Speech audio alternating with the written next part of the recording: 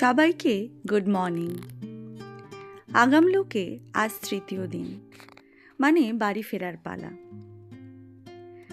বেড়াতে এসে বাড়ি ফেরার কথা ভাবলেই মনটা যেন কেমন একটু খারাপ হয়ে যায়, সেটা যে কোনো জায়গায় হোক না কেন।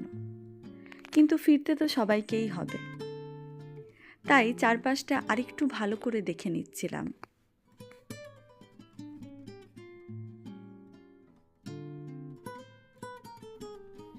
রাতের দিকে একটু বৃষ্টি হয়েছিল, তাই সকালটা একবারে ঝলমলে।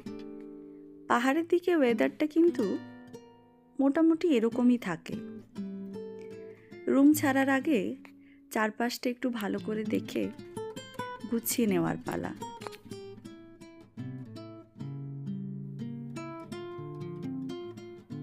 এই যে পুচকি বোনটাকে দেখছেন, ও এসছিল আমাদের সাথে। ও দেখতে এসছে আমরা রেডি হয়েছে কিনা। চলে যাচ্ছি আমরা নিচে, ব্রেকফাস্ট করে একেবারে আমরা বেরিয়ে যাব।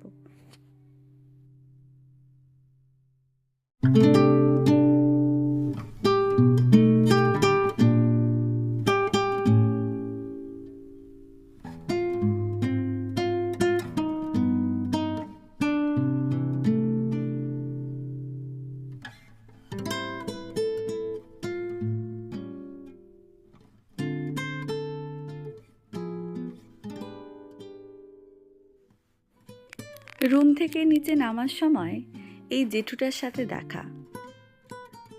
ওনারাও এসছিলেন, তাই একটু গল্প করা, কোথায় যাবেন না যাবেন, আমরা কোথায় ঘুরেছি, এই সব কিছু।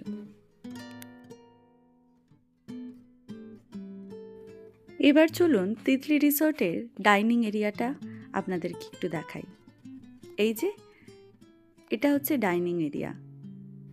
আর এই রিসর্টের মালিক যিনি বলেছিলাম, ইন্দ্রনীল দা, ওনাদের থেকে কিন্তু ব্যাংকক পাটায়াও আপনারা যেতে পারেন। তার জন্য ইন্দ্রনীল দার সাথে যোগাযোগ করতে হবে। চলুন, আমাদের ব্রেকফাস্ট চলে এসছে, নান আর চানা মটর। সবটাই কিন্তু ওনারা হাতে তৈরি করেন। এই দেখুন, এই গোলাপ জামটাও কিন্তু হাতে তৈরি।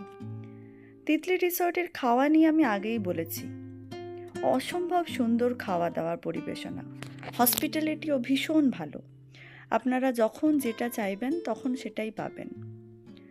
চলুন এবার ব্রেকফাস্ট সেরে আমরা রওনা দিলাম এনজেপি স্টেশনের দিকে।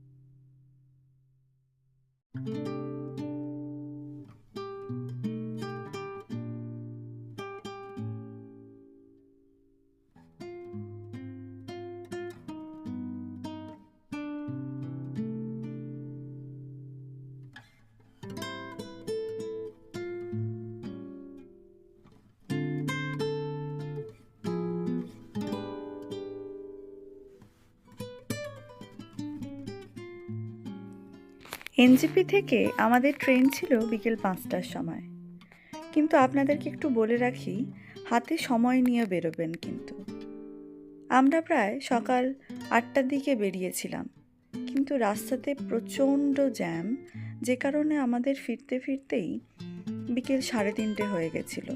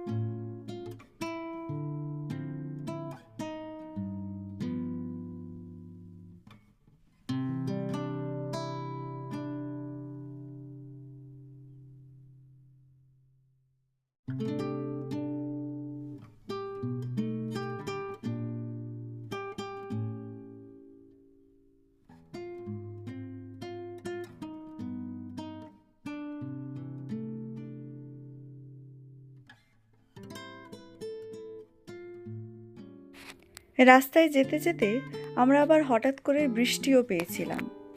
পাহাড়ের ওয়েদারটা কিন্তু এরকমই, এই রোদ, এই মেঘ, আবার এই বৃষ্টি।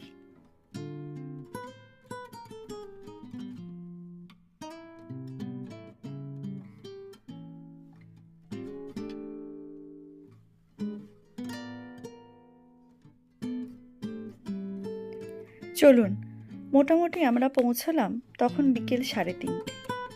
সবার পেটে মোটামুটি ইঁদুরটা ভালোই দৌড়চ্ছিল। প্রচণ্ড খিদেতে একটা রেস্টুরেন্টের খোঁজ করে আমরা গেলাম ওখানে, কিন্তু ওখানেও ঢুকে দেখলাম এত ভিড় যেটার জন্য আমাদেরকে প্রায় 1 ঘন্টা থেকে 1.5 ঘন্টা ওয়েট করতে হবে। কিন্তু রেস্টুরেন্টটা কিন্তু খুব সুন্দর সাজানো। বাধ্য হয়ে কী করলাম, ওই রেস্টুরেন্টে আর না বসে ওয়েট না করে আমরা পাশের একটা রেস্টুরেন্টে গেলাম।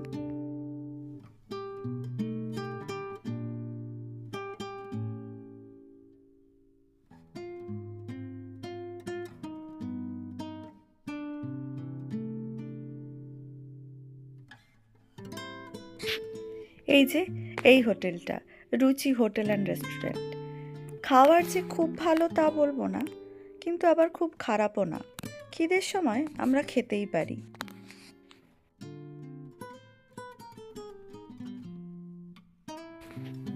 প্রচণ্ড খিদেতে তো আমরা নর্মাল থালিটাই অর্ডার করেছিলাম, ভাত, ডাল, একটু সবজি আর মাছ, পাঁপড় ভাজা। খাওয়া দাওয়া সেরে পৌঁছে গেলাম এনজিপিতে। এই দেখুন, টয় ট্রেন দেখলেই আমাদের একটু পাহাড় পাহাড় মনে হয়।